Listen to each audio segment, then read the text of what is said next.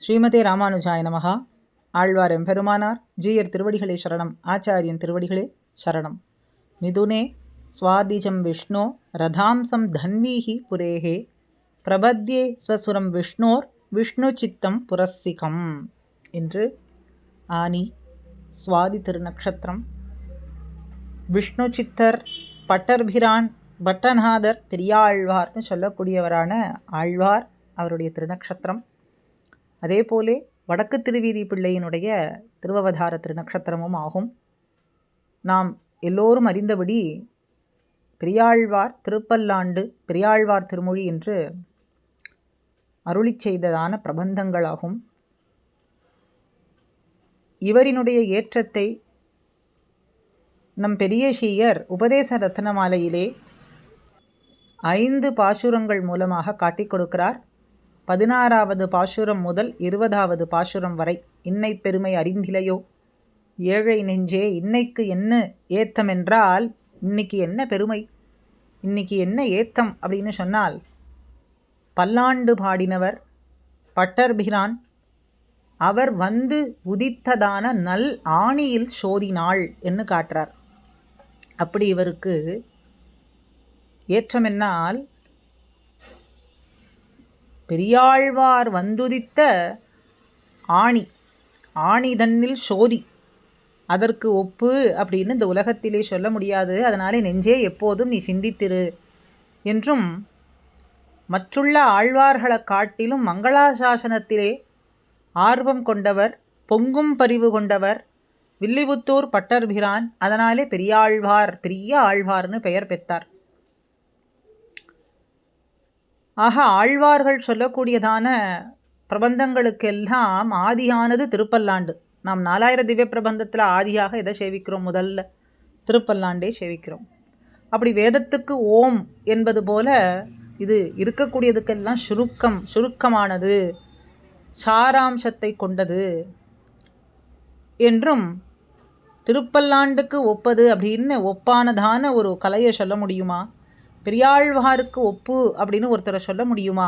அல்லது அவர் செய்திருக்கக்கூடியதான பிரபந்த அருளி செயலுக்குத்தான் ஒப்பு அப்படின்னு வேறு எதையும் சொல்ல முடியுமா?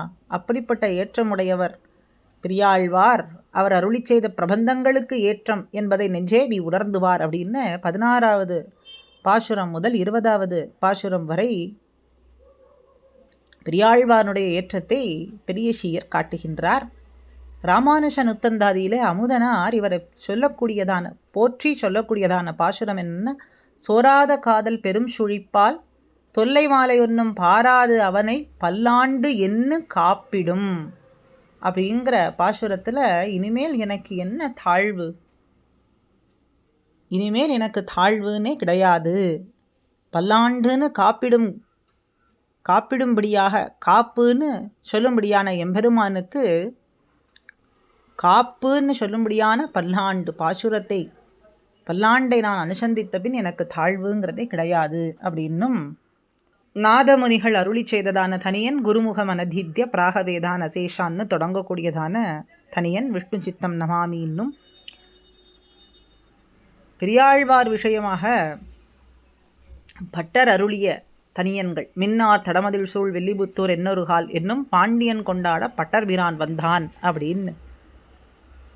அப்படி இந்த பட்டர்பிரான் நாராயணனே பரம்பொருள் அப்படின்னு நிலைநாட்டின பிறகு பாண்டிய ராஜா வல்லபதேவன் சகல மரியாதைகளோடு யானையின் மீது ஏற்றி நகர்வலம் வரச் செய்தான்.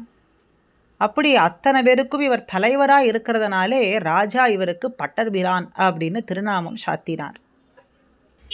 அப்படி இந்த ஏற்றத்தை வைகுண்டத்திலே எழுந்தருளியிருக்கும் நாராயணன் எம்பெருமான் இதை காண வேண்டுமேன்னு கருடாரூடனாய் எழுந்தருள, அதை பார்த்து எம்பெருமானுக்கு என்ன நேர்ந்து விடுமோன்னு பல்லாண்டு பல்லாயிரத்தாண்டுன்னு பட்டத்து யானையினுடைய மேலிருந்த 2 மணிகளை கொண்டே தாளமாக இசைத்து திருப்பல்லாண்டு பாடத் தொடங்கினார்.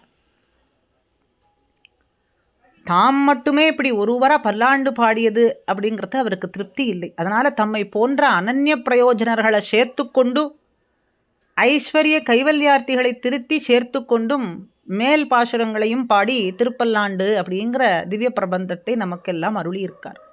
அப்படி இவருடைய பொங்கும் பரிவை கட்ட எம்பெருமான் இவருக்கு பெரியாழ்வார் அப்படின்னு பட்டம் சூட்டி மறைந்தார்னு இவருடைய வைபவத்தில் சுருக்கமாக இன்னும் சொல்லும்படியா ஆனது. மிதுனே சுவாதி சம்பூதம் கலிவைரி பதாஸ்ருதம் உத பிரதோழி நிலையம் கிருஷ்ணபாதமகம் பஜேன்னு வடக்கு திருவீதி பிள்ளையினுடைய தனியனாகும். இவருடைய அவதாரஸ்தலம் ஸ்ரீரங்கம். இவருடைய திருக்குமாரர்கள் பிள்ளைலோகாச்சாரியார், அழகிய மணவாள பெருமாள் நாயனார். இவருக்கு ஆச்சாரியர் நம்பிள்ளையே ஆவார். 74 சிம்ஹாசனாதிபதிகளிலே ஒருவரான முடும்பை நம்பியினுடைய வம்சத்தில் அவதாரம் பண்ணவர். இவர் நம்பிள்ளையினுடைய திருவாய்மொழி காலக்ஷேபம் கேட்டு அவர் சொன்னதெல்லாம் ஏடுபடுத்தி கொண்டு 36,000 படி வியாக்கியானம் எழுதினார் அப்படின்னு இவரை போத்தியும் பெரியஷியர் உபதேச ரத்னமாலையிலே 4 பாசுரங்கள் நமக்கு காட்டி கொடுக்கிறார். பிள்ளான் நன்ஷீயர் பெரியவாச்சான் பிள்ளை தெள்ளார் வடக்கு திருவீதி பிள்ளை. அவர் திருவாய்மொழியை காத்தவர், குணவாளர் அப்படின்னு நெஞ்சே நீ சதா சொல்லி கொன்று, அவனுடைய திருவடிகளையே ஸ்மரித்து கொண்டுரு. தெள்ளியதா நம்பிள்ளை செப்பு நெறிதன்னை வள்ளல் வடக்கு திருவீதி பிள்ளை. நம்பிள்ளை சொன்னது எல்லாம் வள்ளல் வடக்கு திருவீதி பிள்ளை. இந்த நாடு அறிய வேண்டும் அப்படின்னு மாறனுடைய அருமறை நூலினுடைய பொருளை நன்கு எடுத்து சொன்னார். அதுதான் ஈடு 36,000 அப்படின்னும் ஷீரார் வடக்கு திருவீதி பிள்ளை எழுதேரார் தமிழ் வேதத்து ஈடுதனை. வடக்கு திருவீதி பிள்ளை தமிழ் வேதமான ஈடை நம்பிள்ளையினிடத்திலிருந்து வாங்கி ஈயுண்ணி மாதவருக்கு கொடுத்தார் அப்படின்னும், பிள்ளை வடக்கு திருவீதி பிள்ளை அன்பால் அன்ன திருநாமத்தை ஆதரித்து மண்ணு புகழ் மைந்தர்க்கு சாத்துகையால் வந்து பறந்தது எங்கும் இந்த திருநாமம் இங்கு அப்படின்னு அவருக்கு இந்த திருநாமம் எங்கும் புகழ் பெற்றிருக்கும்படிக்கு நிறைந்தது, அவருடைய ஏற்றம் சொல்லும்படியாக ஆனது அப்படின்னு நம்பிள்ளை தம்முடைய நல் அருளாலே ஏவிட பின் பெரியவாச்சான் பிள்ளை அதனால் அப்படின்னு சொல்கிறபடிக்கு நம்பிள்ளையினுடைய நியமனத்தினால் பெரியவாச்சான் பிள்ளை இட்டருளின 24,000 படி வியாக்கியானம் இருக்கவும் நம்பிள்ள மற்றொரு திருவாய்மொழி பொருளை அவர் சொல்ல கேட்டு உபன்யாசித்திருக்கக்கூடியதை கேட்டு வடக்கு திருவீதி பிள்ளை பட்டோலப்படுத்தி கொண்டு ஈடு 36,000 படி ஆக்கினார். நம்பிள்ள சந்நிதியில் கொண்டு போய் வைத்தார். அவரும் கடாட்சித்து ஆணை கோலம் செய்தா போல அழகியதாக காண்கிறது, ஆனால் இது நம்முடைய கட்டளை இல்லாமல் எழுதினீரே, இருக்கட்டும் அப்படின்னு சொன்னார். அந்த ஸ்ரீகோஷத்தை உள்ளே வைத்திருந்தார். பெரிய பெருமாளுடைய நியமனம் ஆனால் அன்றி அந்த நம்பிள்ளே அந்த ஸ்ரீகோஷத்தை தந்தருள மாட்டார் அப்படின்னு தெரிந்து கொண்டு ஈயுண்ணி மாதவ பெருமாள் இந்த ஈடு வியாக்கியானம்தான் உலகத்தில் பிரச்சாரம் பெற வேண்டும் அப்படின்னு ஆசை கொண்டார். அதனால் பெரிய பெருமாளை வலம் செய்தார், பிரதட்சணம் பண்ணினார். பெரிய பெருமாளுக்கும் திருவுள்ள உகந்தது. அதற்கு பின்னே நம்பிள்ளைக்கு நியமனம் பண்ணினார் பெரிய பெருமாள். அந்த ஸ்ரீகோஷத்தை ஈயுண்ணி மாதவ பெருமாளுக்கும் கொடுத்தார். இவரும் தன்னுடைய திருக்குமாரரான பத்மநாப பெருமாளுடைய கையிலே கொடுத்தார். அவர் நாலூர் பிள்ளைக்கு கொடுத்தார். அவர் நாலூராச்சான் பிள்ளைக்கு கொடுத்தார் தன்னுடைய திருக்குமாரர். இப்படி தன் சிஷ்யர்கள் திருவாய்மொழி பிள்ளை, திருநாராயணபுரத்து ஆயி ஜெகநாச்சாரியார்னு சொல்கிறது, இளம்பிளிசை பிள்ளை, அப்படி மூவருக்கும் கொடுத்தார்கள். அதுக்கு மேலே திருவாய்மொழி பிள்ளையானவர் மாமுனிக்கு கொடுத்தார்.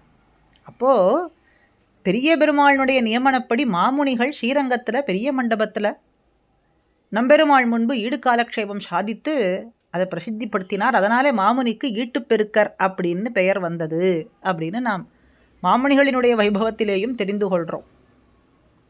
அப்படி ஜெகதாச்சாரியர் அப்படின்னு சொல்லக்கூடிய நம்பிள்ளையினுடைய சிஷ்யர்களிலே தலை சிறந்து விளங்குபவர்கள் யாருன்னு பார்த்தா பெரியவாச்சான் பிள்ளையும் வடக்கு திருவீதி பிள்ளையும் தான். ஸ்ரீகிருஷ்ணத்வயவ் அப்படின்னு கொண்டாடப்படுபவர்களில் வடக்கு திருவீதி பிள்ளையை மாமுனிகள் தான் வள்ளல் வடக்கு திருவீதி பிள்ளை அப்படின்னு நமக்கு காட்டுகின்றார். என்ன வள்ளல் தன்மை செய்தார்னா, ஒப்பில்லாத 2 புத்திர ரத்தனங்களை நமக்கு கொடுத்தது, ஸ்ரீ வைஷ்ணவ உலகத்துக்கே கொடுத்தது. மூத்தவர் பிள்ளை லோகாச்சாரியார் முமுட்சுப்படி தத்வத்ரய ஸ்ரீவச்சன பூஷணம் முதலான 18 ரகசிய கிரந்தங்கள் அஷ்டாதச ரகசியம் அப்படின்னு நமக்கு அருளி செய்த மகா உபகாரகர். இரண்டாவது குமாரர் அழகிய மணவாள பெருமாள் நாயனார் ஆச்சாரிய கிருதயம், அருளிச்செயல் ரகசியம், திருப்பாவைக்கு 6000 படி வியாக்கியானம், கண்ணினுட்சிறுத்தாம்பு வியாக்கியானம், அமலநாதிபிரான் வியாக்கியானம் நமக்கு அருளி செய்தவர். அப்படி இப்படி ஒப்பில்லாத 2 புத்திர ரத்தனங்களை நமக்கு தந்ததனாலே வள்ளல் அப்படின்னு மாமுனிகள் கொண்டாடுறார் என்று அர்த்தத்தை எடுத்துக்கொள்ளலாமாக. இப்படி பொங்கும் பரிவாலே பட்டர்பிரான் பெரியாழ்வார் என்றும் வள்ளல் வடக்கு திருவீதி பிள்ளை என்றும் இப்படி ஆழ்வார் ஆச்சாரியர் 2 பேரினுடைய நட்சத்திரம் இன்று ஆனி சுவாதி, நல்ல ஆணியிலே சோதி நாள். ஆழ்வார் திருவடியையும் ஆச்சாரியன் திருவடியையும் அஸ்மத் ஆச்சாரியர்கள் திருவடியை முன்னிட்டு கொண்டு அவைகளை பற்றி நமக்கும் ஆழ்வார் ஆச்சாரியர்களினுடைய கிரந்த ஸ்தோத்திராதிகளிலே ஊத்தம் ஏற்பட வேண்டும். அதை கொண்டு பகவத் அனுபவமும் பாகவத அனுபவமும் நமக்கு கிடைக்க வேண்டும் என்று நாமும் பிரார்த்திப்போம். ஸ்ரீமதே ராமானுஜாய நமஹா. பெரியாழ்வார் திருவடிகளே சரணம். வடக்கு திருவீதி பிள்ளை திருவடிகளே சரணம்.